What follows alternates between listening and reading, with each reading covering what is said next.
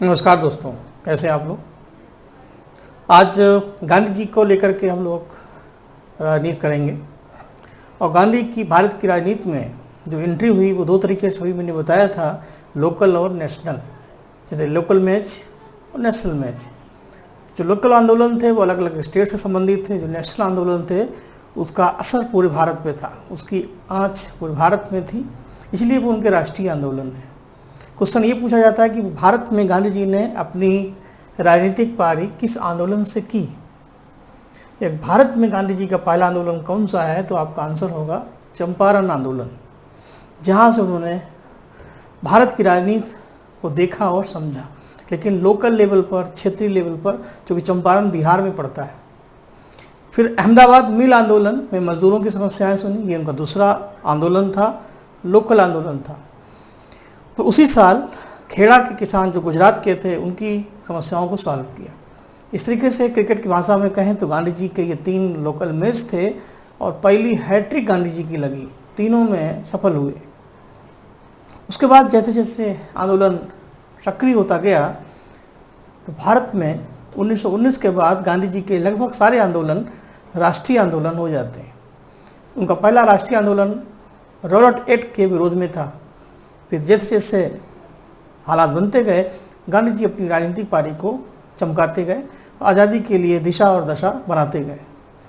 तो इन तीनों में क्या क्या क्वेश्चन आते हैं ये देखना है। तो कभी कभी क्रम आ जाता है, कोई भी 4 आंदोलन दे दिए जाएंगे, अगर इन तीनों का ही क्रम पूछ दिया जाए, इनके कौन कौन से लीडर हैं, कौन कौन से समर्थक हैं, बाकी जो जो बातें 2-2, 4-4 आप उन सबको लेते जाएंगे तो क्वेश्चन मिलेंगे।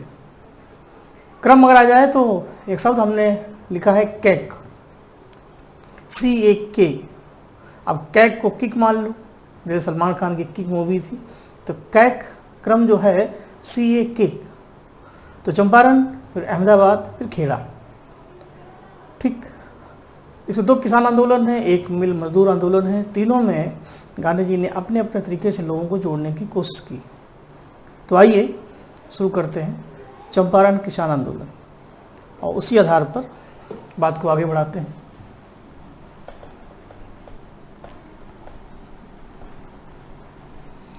चंपारण आंदोलन की भूमिका लखनऊ में ही तय हो गई थी।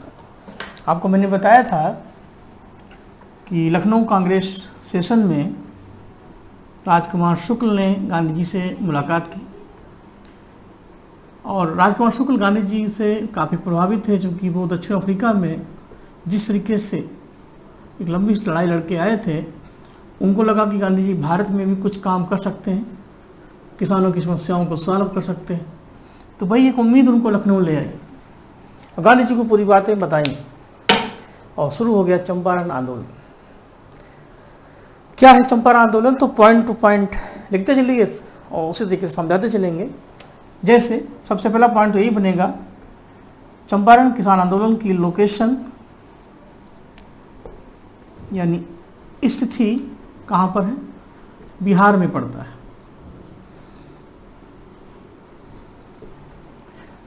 ठीक, और ये गांधी जी का भारत में पहला आंदोलन है। इसी आंदोलन से गांधी जी की राजनीतिक पारी का प्रारंभ हुआ। तो आप लिख सकते हैं, भारत में गांधी जी का प्रथम पॉलिटिकल राजनीतिक आंदोलन।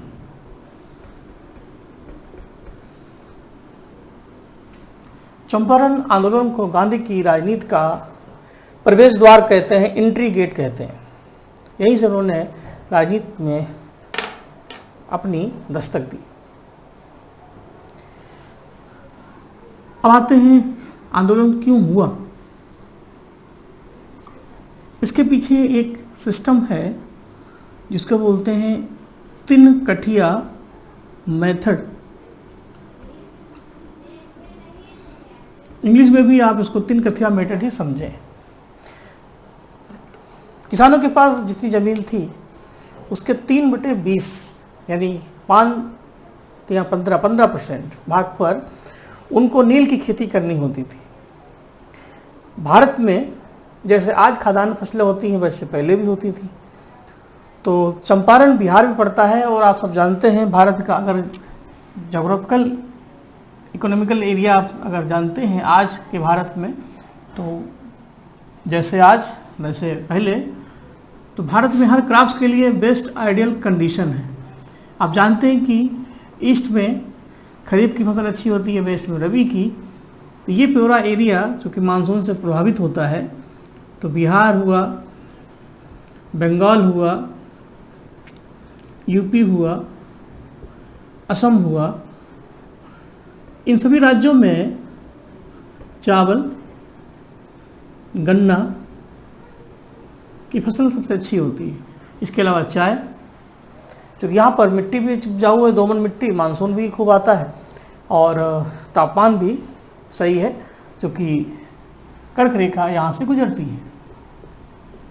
जबकि तो ये है खरीफ जोन, जबकि ये वाला हिस्सा जो है वो है रबी क्षेत्र।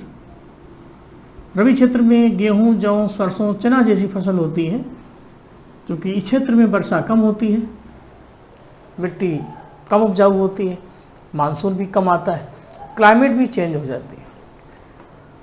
तो भारत में खरीफ जोन है। बिहार ईस्ट में पड़ता है, तो यहाँ भी बिहार है, छत्तीसगढ़ है, ये सब चावल के क्षेत्र हैं।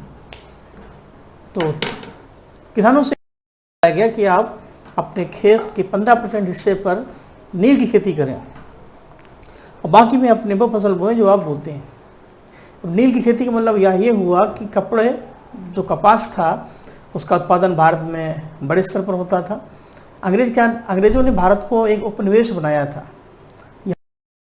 कपास लेते थे और वही कपास मुंबई पोर्ट से जाता था ब्रिटेन, वहाँ पर मिलों में वही सूती कपड़ा बनता था और फिर वही कपड़ा हमारे कपास का बना हुआ फिर भारत की बाज़ार में पलट दिया जाता था और सस्ती दरों पर, क्योंकि हमारी चीज़ हम ही को लेनी पड़ती थी। जबकि हमारे जो जुलाहे थे वो कपास खरीदते थे, फिर अपने हाथ से बनाते थे मोटा सूती खद्दर। तो जायज़ बात है उनकी लागत ही ना निकलेगी, इसलिए अंग्रेज़ों ने भारत के उद्योग को बर्बाद कर दिया और इस तरीके से वो कपास का उत्पादन कराते थे। नील की खेती इसलिए कराते थे, नील जब कपास के ऊपर लगाते हैं तो कपड़े की शाइनिंग बढ़ जाती है, कपड़े की क्वालिटी अच्छी हो जाती है, प्राइस बढ़ जाते हैं धीरे धीरे। तो ये तिनकटिया पद्धति थी कि भूमि के 15% भाग पर नील की खेती करना। आगे चल कर के औद्योगिक क्रांति शुरू हुई, इंग्लैंड में इंडस्ट्रियल रिवॉल्यूशन आया, तो नील की जो डिमांड थी वो कम हो गई, क्योंकि वजह ये थी कि अब केमिकल नील का उत्पादन होने लगा, रासायनिक नील का। जैसे आज नील आप कपड़ों पे लगाते हैं, उजाला, 4 बूंद वाला, रोबिन नील, तो ये सब केमिकल कलर्स हैं। तो जायज़ बात है आज नील की खेती भारत में ना के बराबर होती है। और पहले नील को लेकर के जाने कितने आंदोलन हुए। नील आंदोलन सबसे पुराना किसान आंदोलन बंगाल में हुआ था, नदिया जिले में, वैसे ये भी है। तो इस तरीके से ये एग्रीमेंट हुआ। फिर नील का डिमांड जब कम हो गया और किसानों को जब कुछ मिलता नहीं था, भाई 15% ज़मीन पर कुछ बोएंगे नहीं तो उनका हर साल नुकसान हो रहा है। अब आपके पास 1 बीघा खेत है, उसके 20% हिस्से में आप कुछ कर नहीं सकते। अगर मना कर दिया जाए तो हम चावल बो दें, गन्ना बो दें, तो किसानों का हर साल नुकसान होता था। तो जब कुछ नहीं मिला तो ऐसी स्थिति में जब गांधी जी आए तो शुक्ला जी ने उनको समस्याएं बताई और किसानों के हक में वो चंपारण आए, किसानों की बातों को सुना और अंग्रेज़ों से ये शर्त की कि आप किसानों को उनका मुआवजा दें, जो अभी तक का नुकसान है वो वापस करें, नहीं तो हम अपना आंदोलन शुरू करेंगे जो अफ्रीका में किया था, और सत्याग्रह करेंगे, भूख हड़ताल करेंगे। वो सारी बातें अंग्रेज़ नहीं चाहते थे कि कोई पंगा लिया जाए, तो इसीलिए गांधी जी ने आंखें दिखाई, अंग्रेज आंखों से ही डर गए। गांधी जी को कुछ करना नहीं पड़ा। कुछ करने का मतलब यहाँ ये भी समझना है, गांधी जी के हर आंदोलन को हम सत्याग्रह कहते हैं। ये बहुत बड़ी चीज़ है समझने की। देखिए, सत्याग्रह, इसको अगर हम संधि विच्छेद कर दें तो इसमें दीर्घ संधि है, सत्य के प्रति आग्रह। गांधी जी का सत्य है आज़ादी, देश की स्वतंत्रता, और आग्रह का मतलब होता है साधन।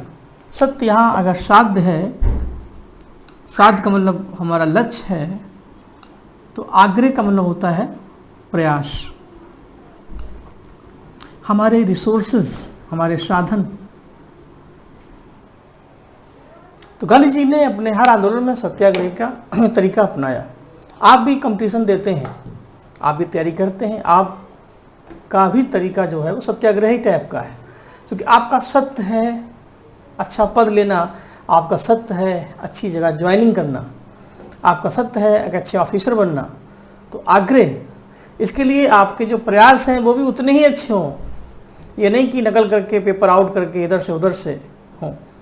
तो आपके अगर प्रयास सही हैं, ईमानदार हैं, सिस्टमेटिक हैं, संगठित हैं, सुनियोजित हैं, योजनाबद्ध हैं, तो आपका जो सत्य है, जो आपका लक्ष्य है, वो उतना ही नज़दीक होगा। कि बड़ी सोच का बड़ा जादू होता है। तो गांधी जी ने अपने सत्य को पाने के लिए, देश प्रेम को पाने के लिए, स्वतंत्रता को पाने के लिए जो उनके आग्रह थे वो उतने ही साफ थे। गांधी जी ने हमेशा गांधीगिरी की, ना कि मुन्नागिरी की। तो गांधी जी का प्रयास क्या था? भूख हड़ताल करना, अनशन करना, स्ट्राइक करना और बिना हिंसा के विरोध करना। थूके तो पोंछा लगाना, जब एक थप्पड़ मारे दूसरा गाल कर देना। अपने मुन्ना भाई MBBS लगे रहो मुन्ना भाई जैसे मूवी देखी होंगी, अन्ना हजारे के आंदोलन देखा होगा, वो सब गांधी जी के ही सैंपल हैं, प्रतीक हैं। तो अब आते हैं मुद्दे पर। गांधी जी का पहला आंदोलन तो चंपारण है, लेकिन इस आंदोलन में उन्होंने अपने सत्याग्रह का यूज नहीं किया। मतलब गांधी जी के पास जो हथियार हैं भूख हड़ताल के, व्रत के, इनका यूज नहीं किया क्योंकि जरूरत नहीं पड़ी। गांधी ने कहा कि आप किसानों को उनका नुकसान वापस कर दें, नहीं तो डांट डांट डांट डांट डांट का मतलब है नहीं तो फिर हम हड़ताल करेंगे, ये करेंगे, वो करेंगे, फिर मत कहना कि क्या करेंगे। तो इसीलिए पूछा जाता है गांधी जी ने अपने किस आंदोलन में पहली बार हड़ताल का प्रयोग किया। तो बच्चे गलती से चंपारण लगा देते हैं, क्योंकि चंपारण पहला है तो हड़ताल भी पहली होगी। यहाँ ध्यान रखना है कि हड़ताल का प्रयोग गांधी जी ने इसके जस्ट बाद किया, लगातार 3 बार किया। खेड़ा आंदोलन, अहमदाबाद आंदोलन और रोटेक्ट।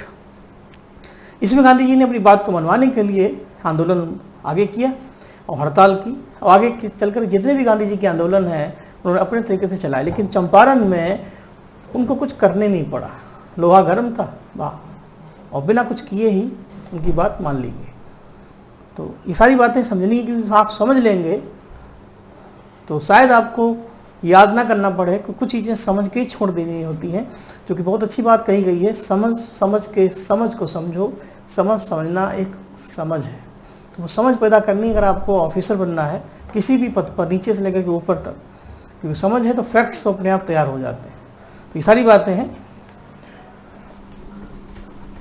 तो अब आते हैं तीन कटिया पद्धति। पहला क्वेश्चन बनेगा, तीन कटिया पद्धति का संबंध गांधी जी के किस आंदोलन से है? तीन कटिया पद्धति का संबंध किस फसल से है? तीन कटिया पद्धति में किसानों को अपनी जमीन के कितने % हिस्से में खेती करनी होती थी नील की? ठीक, तो तीन कटिया पद्धति का मतलब होगा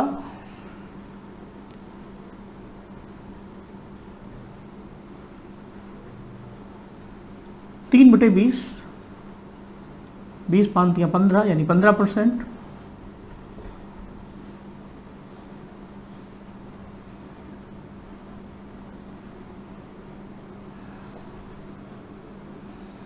भाग पर, यहाँ पर वर्ड्स में लिख देता हूँ, भूमि के जो भी जमीन थी भाग पर नील की खेती करना। ये एक कह सकते हैं अनुबंध था, एक एग्रीमेंट था। तो तीन कटिया पद्धति, 3/20 नील की खेती, ये पॉइंट दिमाग में रखिए। ठीक, अब आते हैं इस आंदोलन के कौन कौन से लीडर थे, कौन कौन से नायक थे, कौन कौन से समर्थक थे, फॉलोअर्स। कुछ विरोधी भी हैं। तो सबसे पहले लिखते हैं राजकुमार शुक्ल, जिन्होंने गांधी को चंपारण आमंत्रित किया, इनवाइट किया।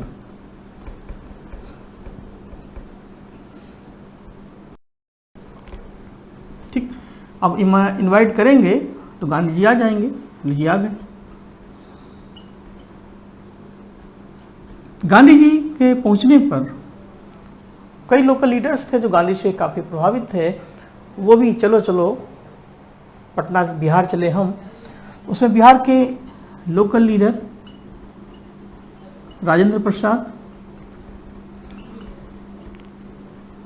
मिस्टर कृपलानी,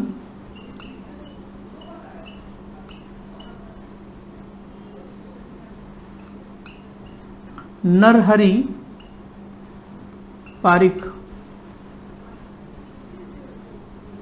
लिखते समय ये ध्यान रखना है कि क्वेश्चन जैसे पूछे जाते हैं आपको मैटर को उसी तरीके से सर्व करना है, पूछना है। कैसे? जब इस तरीके से मैटर आ जाए कि कोई आंदोलन हो, उसमें कुछ लीडर दिए हों, तो क्वेश्चन ऐसे बनेगा, निम्नलिखित में से कौन व्यक्तित्व चंपारण आंदोलन से संबंधित नहीं है या है? तो गांधी जी, राजकुमार शुक्ल, मिस्टर प्रसाद, कृपलानी, नरहरि पारिक। और एग्जाम में क्वेश्चन कैसे आ सकते हैं, एक दो सैंपल हम इसलिए दे रहे हैं कि ऐसे क्वेश्चन पूछे गए और आगे जब प्रैक्टिस कराएंगे, जब ये पूरा हो जाएगा तो वो सैंपल आपको मिल जाएंगे। और बाकी पुराने पेपर आप किसी भी एग्जाम के देखते रहिए। कुछ आंदोलन दिए होंगे, कुछ लीडर दिए होंगे और मैच करना होगा कि सुमेलित करिए कौन सा व्यक्तित्व किस आंदोलन से संबंधित है। जैसे स्वदेशी आंदोलन, चंपारण आंदोलन, खेड़ा आंदोलन, अहमदाबाद मिल आंदोलन, आगे तो बहुत ढेर सारे आंदोलन आपको मिलेंगे, भारत छोड़ो आंदोलन। तो चंपारण आंदोलन में इतने चेहरे हैं। ठीक, इन्होंने भी गांधी जी का सपोर्ट किया और गांधी जी की बात को आगे बढ़ाया। एक व्यक्ति हैं जिन्होंने गांधी जी का ये आंदोलन और उसके सिद्धांतों का बाइकाट किया, सीधे सीधे कह सकते हैं जिन्होंने गांधी जी के इस आंदोलन का विरोध किया। वो नाम है एनजी रंगा। आंध्र प्रदेश के एक लोकप्रिय नेता थे जिन्होंने गांधी जी का और उनकी पॉलिसी का विरोध किया कि गांधी जी को किसी दूसरे राज्य की राजनीति में कूदना नहीं चाहिए, क्योंकि लोकल मामला है, लोकल वाले अच्छे तरीके से सॉल्व कर सकते हैं। तो वजह जो भी हो, क्वेश्चन तो एक हिट है, हर एग्जाम में फिट है कि गांधी जी के चंपारण आंदोलन का किस प्रसिद्ध किसान नेता ने विरोध किया। तो वो नाम है एनजी रंगा। तो इसी के नीचे अगला पॉइंट हम यहाँ से शुरू कर देते हैं। विरोध, चंपारण आंदोलन का विरोध। कुछ लोग कमेंट देते हैं आपको और आपकी उपलब्धियों को, कुछ कम्प्लीमेंट भी देते हैं। सबको खुश आप नहीं कर सकते, भगवान राम सबको नहीं खुश कर पाए, ये तो समाज है। विरोध में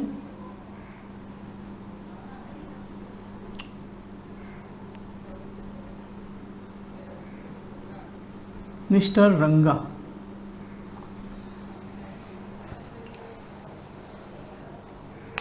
ठीक। अब जल्दी से इसको क्लोज करते हैं। धीरे धीरे ये तय हुआ कि आंदोलन को एक सही दिशा में ले जाया जाए। किसानों की मांगों को अंग्रेजों ने भी सुना, जो जमींदार थे उन्होंने भी सुना। गांधी जी की मांग ये थी कि किसानों को उनके टोटल नुकसान का जो अभी तक का हुआ है उसका 50% पैसा रिटर्न कर दिया जाए। लेकिन ये थोड़ा सा 50% था, ज़्यादा था। अंग्रेजों ने कहा हम 1/3 दे सकते हैं, लगभग 35% के आसपास जितना उनका नुकसान हुआ है। मान लीजिए 1100 रुपये का नुकसान हुआ है तो 1/3 ले लीजिए। तो इससे किसानों को कोई दिक्कत नहीं थी, उनको लगा कि जो मिल जाए वही बहुत, तो इतना भी कम नहीं होता। तो गांधी जी के प्रयास से उनकी जो मुआवजा राशि थी वो वेल्थ रिटर्न हो गई 1/3%। तो यहाँ पर एक पॉइंट ये भी बनेगा, क्षतिपूर्ति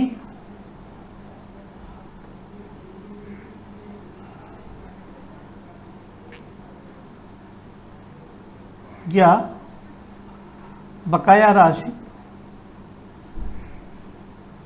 एक शब्द है हिंदी में मुआवजा, इंग्लिश में हम लिख देते हैं टोटल वेल्थ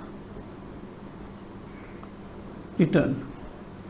जो संपत्ति वापस हुई, जैसे होता है किसी के यहाँ, जैसे कोई फैक्ट्री होती है उसमें आग लग जाए, सपोज करिए, मान लीजिए, कल्पना करने में कोई पैसा नहीं लगते, मकान गिर जाए, सुनामी आ जाए, तो जाहिर सी बात है उसका जो क्लेम होता है उसकी क्षतिपूर्ति होती है, चाहे LIC कंपनी में LIC खुलवाई हो या सरकार भी मुआवजा देती है, तो उतना दे जिससे आपका नुकसान कम से कम हो, पूरा तो नहीं मिल सकता।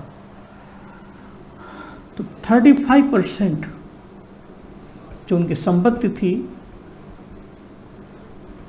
जो बकाया था, वो वापिस हुआ।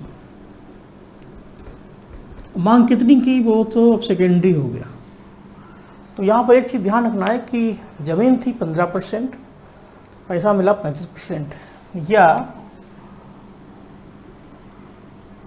1/3, और इस तरीके से आंदोलन सफल। गांधी जी के इस आंदोलन में, गांधी जी की सोचिए पहली राजनीतिक पारी थी, पहले ही मैच में उन्होंने शतक लगा दिया तो हिट हो गए। रविन्द्रनाथ टैगोर गांधी जी से काफ़ी प्रभावित थे। भारत में आते ही उन्होंने अपना काम वही किया जो अफ्रीका से छोड़ के आए थे। तो रविन्द्रनाथ टैगोर ने गांधी जी को महात्मा की उपाधि दी, द टाइटल ऑफ महात्मा। तो क्वेश्चन पूछा जाता है, चंपारण आंदोलन में गांधी जी को महात्मा का टैग किसने दिया? तो रविन्द्रनाथ टैगोर। उन्होंने कहा, यू आर महात्मा, बाकी सब आत्मा, महान आदमी। और गांधी जी के व्यक्तित्व में अलग अलग समय पर अलग अलग टाइटल मिले। गांधी जी के हिस्से में कई अधिक टैग जाते हैं, जैसे राष्ट्रपिता, महात्मा, वन मैन आर्मी, देशद्रोही फकीर, अधरनग्न फकीर, मलंग बाबा, फकीर बाबा। जैसे जैसे समय मिलता जाएगा आगे आगे हम उनको बताते जाएंगे। तो एक पॉइंट ये भी निकलेगा, महात्मा की उपाधि, the title of Mahatma given by R.N. Tagore, Rabindranath Tagore. बस टाइटल कौन सा है, किसने दिया और किसको दिया? गांधी जी को दिया। ये है चंपारण किसान आंदोलन। बाकी फैलाने को बहुत कुछ है, लेकिन टू द पॉइंट अगर चलेंगे तो इतनी चीज़ें अगर आती हैं तो आप सुरक्षित हैं मेरे हिसाब से। चाहे आप लेखपाल की तैयारी करें, UPSI करें, यहाँ तक कि लोअर PCS तक भी आप सेफ हैं। हाँ, UPSC की तैयारी में क्वेश्चन का क्राइटेरिया कॉन्सेप्टिव हो जाता है, लेकिन PCS तक भी लाइनें क्लियर हैं, क्योंकि आप चीज़ों को समझ लेते हैं तो फैक्ट्स तो पता रहते ही हैं, कॉन्सेप्ट भी अपने आप क्लियर हो जाते हैं। बस आपको समझ विकसित करना है। क्रिकेट जैसे आप खेलते हैं तो आप कोच क्या करता है, केवल सिखा देता है कि इस बॉल को ऐसे खेलना चाहिए। आपके अंदर भी नेचुरल टैलेंट है, अंदर का क्रिकेट है, तो उस एक्सपीरियंस लेते हैं, कोच का स्टाइल होती है आपकी, तो अपने तरीके से उसको खेलते हैं। तो कुछ आप समझें, कुछ समझाया, फिर आप कुछ पढ़ेंगे, तो नेचुरली के अंदर एक इंटरनल अंडरस्टैंडिंग डेवलप होगी। वही आपकी मदद करेगी जब आप एग्ज़ाम की पिच पर अकेले खेलेंगे। तो ये बहुत ज़रूरी है, आप चीज़ों को उसी तरीके से समझें धीरे धीरे। चंपारण के बाद अब आते हैं अगले मैच पर। अगला आंदोलन अहमदाबाद मिल मजदूर आंदोलन। इसमें बहुत ज़्यादा मैटर नहीं है, इसलिए जल्दी से जल्दी इसको पूरा कर देते हैं। और 1919 से गांधी जी की राष्ट्रीय राजनीति शुरू हो जाएगी। ये कांग्रेस का कह सकते हैं तीसरा युग शुरू होगा, जिसको गांधी युग बोलते हैं।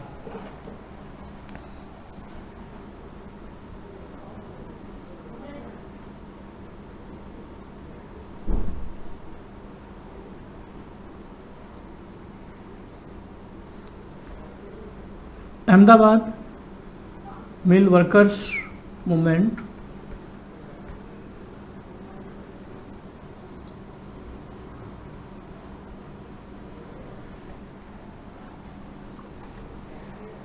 उन्नीस सौ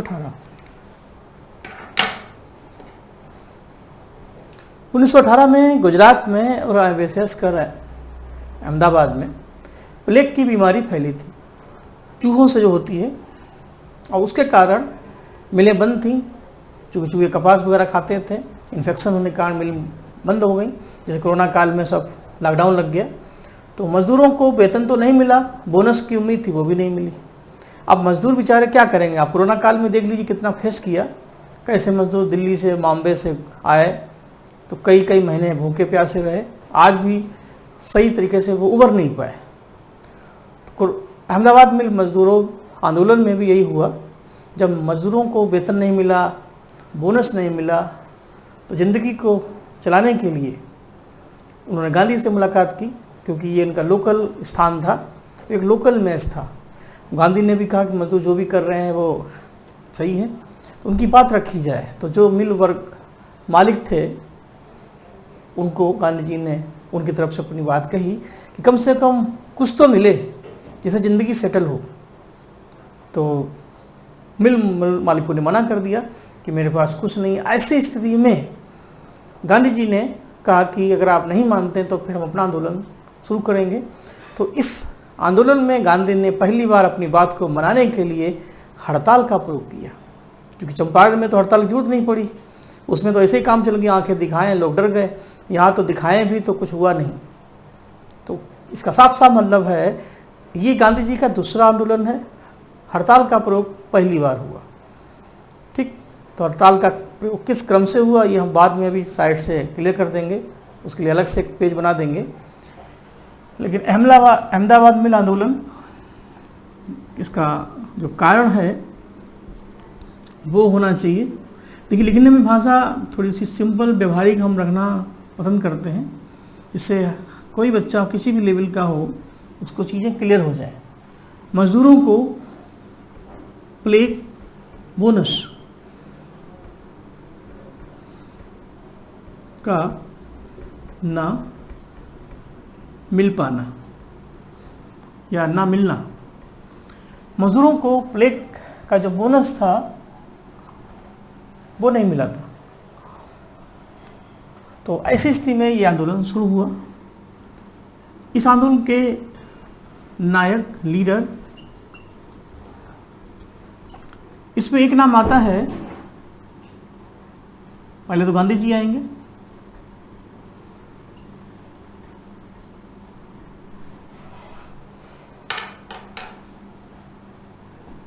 और गांधी जी के साथ एक नाम है अंबाभाई साराभाई। ये एक मिल मालिक थे, गांधी जी के दोस्त थे। इन्होंने अपने स्तर पर गांधी जी की पूरी मदद की। और एक बहन थी जिनको अनुसुईया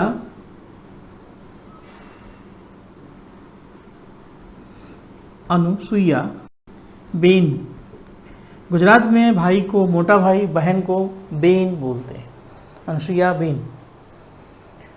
ये इस आंदोलन में गांधी जी के साथ थे।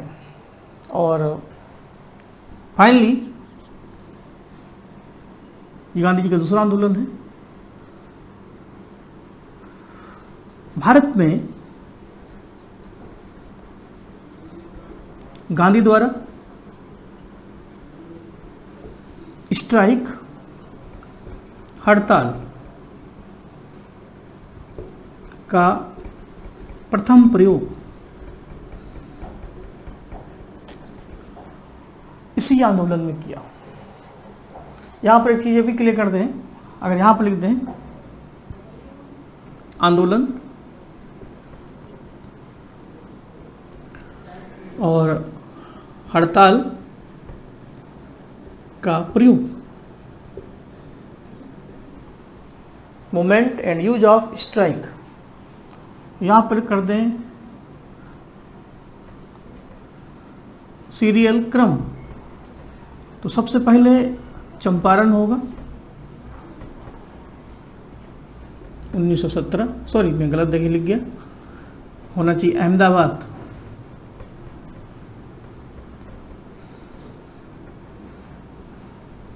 जो आप पढ़ रहे हैं। इसके बाद होगा खेड़ा, ये भी 1918 में हुआ। इसके बाद आप पढ़ेंगे रौलट एक्ट का विरोध जब किया गया तो 1919 में, डेट वगैरह जब पढ़ाएंगे तो बताएंगे। तो इस तरीके से अगर देखें,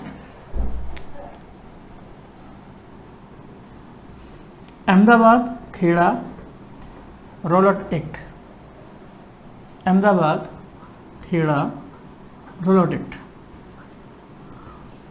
ये है आकार। यहाँ पर एक अगर साइलेंट कर दें ऐसे, एक शब्द बनेगा आकार। गांधी जी का जो स्ट्राइक है वो एक आकार लेता है, अहमदाबाद में, खेड़ा में और फिर रोलट एक्ट में। बाकी आप अपने तरीके से तैयार करें, बस सब ये कि आए तो गलत ना हो। गांधी जी के निम्नलिखित आंदोलनों में हड़ताल का प्रयोग किस क्रम से होगा? Kheda Rowlatt act, Ahmedabad Champaran, Champaran Ahmedabad Kheda. चंपारण को तो आपको हटा ही देना है। हाँ, ये कुछ समझ आए, भारत में गांधी जी के आंदोलनों का सही क्रम होगा तो चंपारण अहमदाबाद खेड़ा रोलट एक्ट, तो कैक तो रहेगा, उसके बाद फिर आगे और बढ़ते चले जाइए। तो चीज़ों को उस तरीके से थोड़ा सा जोड़ के, थोड़ा सा मोड़ के, थोड़ा इधर से घुमा के पढ़ते रहें। तो हड़ताल का पहला प्रयोग गांधी जी ने किया। उनके जो लीडर्स हैं, जो फैक्ट्स हैं वो देखिए। बाकी रिजल्ट क्या मिला? रिजल्ट ये मिला, गांधी जी ने कहा कि मजदूरों को बोनस मिले। फाइनली यही हुआ कि 50% मजदूरों को बोनस मिलेगा। मांग तो 75% की गई और इसी के आधार पर यह आंदोलन समाप्त। और इसका परिणाम क्या हुआ? रिजल्ट परिणाम यही हुआ कि 50% बोनस की प्राप्ति हुई। ये एक सफल आंदोलन है। धीरे धीरे थोड़ा और आगे बढ़ते हैं। ये तो मजदूरों की समस्या थी जो मिल मालिकों के विरुद्ध थी। अब चलते हैं फिर एक बार किसानों की तरफ। किसान पीड़ित थे अंग्रेजों से और जमींदारों से। जमींदार चूँकि मीडिएटर होते थे, किसानों से लगान लेते थे और अंग्रेजों को देते थे, अपना हिस्सा लेते थे। यही जमींदारी व्यवस्था भारत में चली आ रही थी लॉर्ड कॉर्नवालिस के समय से। खेड़ा के किसानों की समस्या ये थी कि प्लेग की बीमारी थी, ऊपर से अकाल था, वर्षा नहीं हुई थी, फसल ज़्यादा हुई नहीं। तो ऐसी स्थिति में नंगा नहाएगा क्या, नचोड़ेगा क्या? बहुत फेमस कहावत है, जब होगा तभी तो देंगे, जब होगा नहीं तो देंगे कहाँ से? तो ऐसी स्थिति में एक अंग्रेजों ने कहा कि आपको देना ही पड़ेगा। अब उसके लिए उनके पशु, उनके जानवर, उनका घर लेना, छीन लेना, ये सारी वो दिक्कतें किसानों के लिए बहुत ज़्यादा कष्टकर थी। एक बहुत फेमस उपन्यास है मुंशी प्रेमचंद का गोदान, कभी फुर्सत हो तो पढ़िएगा। गोदान का जो नायक है होरी है, जो एक सम्मानजनक किसान है जिसको महतो कहा जाता है।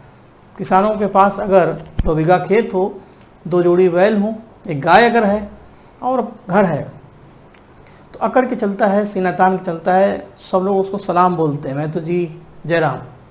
उसको भी लगता है देखिए मेरे पास जो किसानों को चाहिए वो सब है।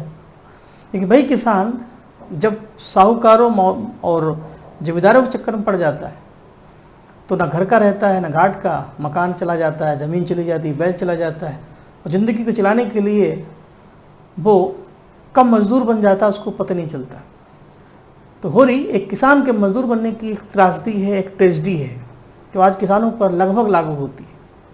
तो ऐसी स्थिति में भारत में आज भी कई किसानों के साथ ही होता है कि वो मेहनत करते हैं लेकिन उनको उतना प्रतिफल नहीं मिलता। तो यही समस्या खेड़ा की थी। तो जबरन लगान वसूली हुई तो उन्होंने गांधी जी के पास फिर अपनी रिक्वेस्ट की, गांधी ने भी हस्तक्षेप किया, और यही है खेड़ा किसान आंदोलन। आइए इसमें क्या होता है देखते हैं।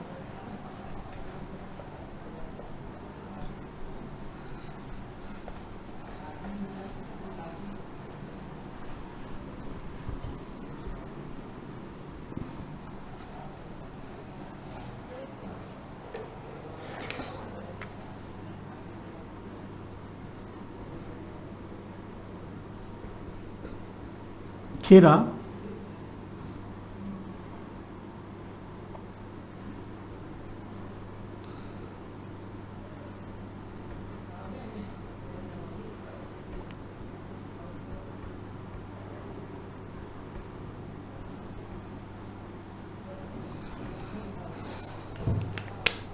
पहला पॉइंट तो ये बनेगा कि खेड़ा है कहाँ?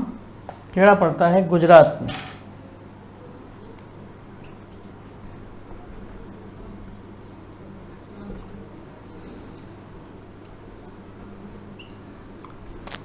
खेड़ा इन गुजरात, ठीक। और इसका कारण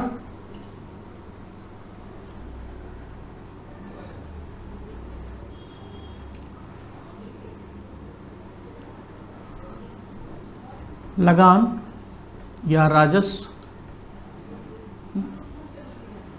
वसूली।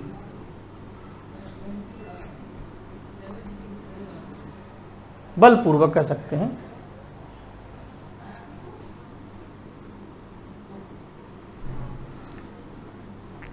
यहां पर एक साथ मैं जोड़ देता हूं, फोर्स्ड, बलपूर्वक, जबरन। तो ये थोड़ा और रियल में हो जाएगा। लगान वसूलना, वो भी जबरदस्ती वसूलना। दिक्कतें थी, ऐसी स्थिति में इस आंदोलन में नायक बने, एक नाम आता है इंदुलाल याग्निक, जैसे एक गायिका है अलका याग्निक। जो संबंध चंपारण में राजकुमार शुक्ल का है, जो संबंध खेड़ा अहमदाबाद मिल आंदोलन में अंबा भाई साराभाई का है, वही संबंध खेड़ा में इंदुलाल याग्निक का है। कई बार क्वेश्चन पूछे गए कि ये तीन लोग किस किस आंदोलन में गांधी जी के साथ थे? इंदु, खेड़ा, अंबा, अहमदा, राजकुमार, चंपारण। ठीक, ये चीज़ें ध्यान रखनी है। जहाँ जहाँ आपको चीज़ों को याद रखना है, ऐसा नहीं लिखते चले जाएं, क्योंकि आप कंपटीशन में जा रहे हैं, तो चीज़ों को उसी तरीके से समझें, उसी तरीके से दिमाग में उनको व्यवस्थित करें और परोसें। अगला नाम सरदार पटेल। गांधी जी की राजनीति में सरदार पटेल की एंट्री खेड़ा आंदोलन से हो जाती। आगे बारदोली किसान आंदोलन में भी वो गांधी जी के साथ मिलते हैं। तो सरदार पटेल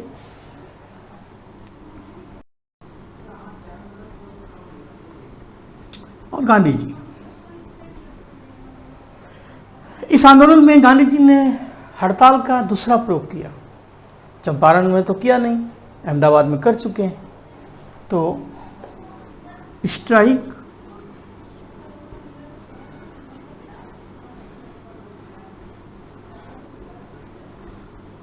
का दूसरा प्रयोग, second use of strike by Mahatma Gandhi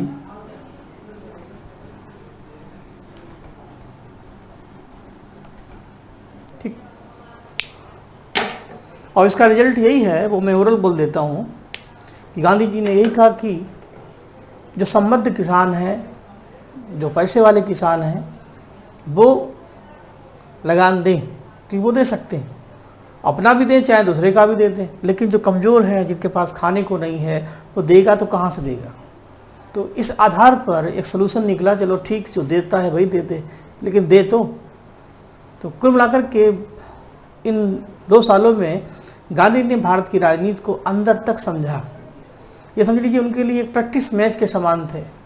इसी बीच देखते देखते 1919 आ गया। गांधी जी के आने से पहले भारत में क्रांतिकारी आंदोलन चल रहे थे, और गदर पार्टी के जो क्रांतिकारी थे उनको अरेस्ट कर लिया गया था, और लाहौर का मुकदमा शुरू हुआ था। और 1915, 1916, 1917 3 साल तक वो मुकदमा चलता रहा। भारत में दोबारा कोई ऐसी घटना ना घटे, क्योंकि जो क्रांतिकारी थे अंग्रेजों के लिए वो आतंकवादी थे। तो उनकी घटनाओं को रोकने के लिए और भारत में जिस तरीके से एक आंदोलन चल रहे हैं, उनको कंट्रोल करने के लिए एक कठोर कानून की ज़रूरत है। वो कानून कुछ इस तरीके का होगा कि कोई भी भारतीय अगर अंग्रेज़ों के विरुद्ध कोई प्लानिंग करता है, और किसी पर अगर थोड़ा सा भी संदेह है, डाउट है, तो उसको उठा लो। उठाने मतलब है उसको आप गिरफ्तार कर सकते हैं कि वो शक के आधार पर। वो आधार कैसा होगा, ये अंग्रेज़ तय करेंगे। अब मैं जा रहा हूँ अपने घर से ऑफिस, और किसी को शक हुआ यही है, यही है, यही है, हम पूछ भी नहीं सकते भैया क्यों, हम तो टीचर आदमी हैं ना, कुछ नहीं बोलना, चुप रहना है। तो इसी कानून को हम बोलते हैं काला कानून। बिना वकील, बिना अपील बिना दलील वाला कानून जिसका नाम है रॉलेट एक्ट। जब ये कानून बना, इसका मेन मुद्दा था, इसी को आतंकवादी निरोधक कानून भी कहते हैं, टेररिज्म एक्ट, कि भारत में इस टाइप की गतिविधियाँ हैं जो क्रांतिकारी गतिविधियाँ, उनको रोका जाए। और इसमें कोई व्यक्ति अगर गलती से अरेस्ट हो गया तो ना तो वो कहीं अपील कर सकता है किसी न्यायालय में, ना कोई दलील दे सकता है कि मुझे छोड़ दो, ना कोई वकील कर सकता है। यानी एक बार गए तो फिर गए। तो ऐसे कानून से हमारी जो स्वतंत्रता है वो बंद होती है। आज हमारे संविधान में हमें जीवन जीने का अधिकार है, उसी में अनुच्छेद 22 में हमें गिरफ्तारी से संरक्षण है। आर्टिकल 22 कहता है कि प्रोटेक्शन अगेंस्ट अरेस्टिंग, अगर कोई हमें अरेस्ट करता है तो हमें ये पूछने का अधिकार है क्यों। 24 घंटे के अंदर हमें न्यायालय के सामने प्रस्तुत करना होगा, और नहीं कर पाए तो एक रिट जारी की जाएगी, हैबियस कॉर्पस, बंदी प्रत्यक्षीकरण। और अपने को सिद्ध करने के लिए हमें एक वकील करने का अधिकार है, अपनी बात को कहने के लिए हमें न्यायालय में अपील करने का अधिकार है, चाहे नीचे से लेकर के ऊपर तक, क्योंकि हमें मौलिक अधिकार है। हम साफ साफ कह सकते हैं कि अनुच्छेद जो 22 है वो रॉलेट एक्ट के विरुद्ध माना जाता है।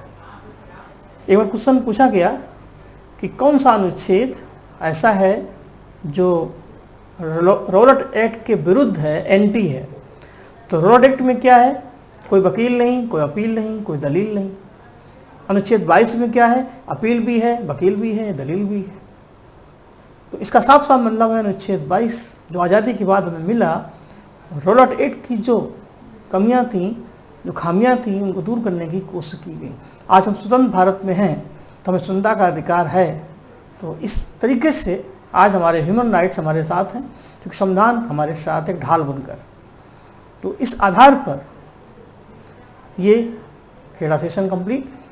अब यहाँ से हमारी अगली पारी शुरू होगी गांधी युग, गांधी जी की राष्ट्रीय राजनीति में एंट्री, और अब इंडियन हिस्ट्रिकल का क्लाइमेक्स शुरू हो रहा है। और अब हम हाईवे पर आ गए हैं, धीरे धीरे बढ़ेंगे और यहाँ से मैक्सिमम क्वेश्चन आपको मिलना शुरू होंगे। तो नेक्स्ट क्लास में आप पढ़ेंगे गांधी युग, जिसकी शुरुआत होती है रॉलेट एक्ट और उसके विरोध से। उसके विरोध में क्या होता है आप सबको पता है, जलियांवाला बाग। उसके बाद क्या होता है उसके लिए देखते रहिए, पढ़ते रहिए। सभी लोगों को नमस्कार।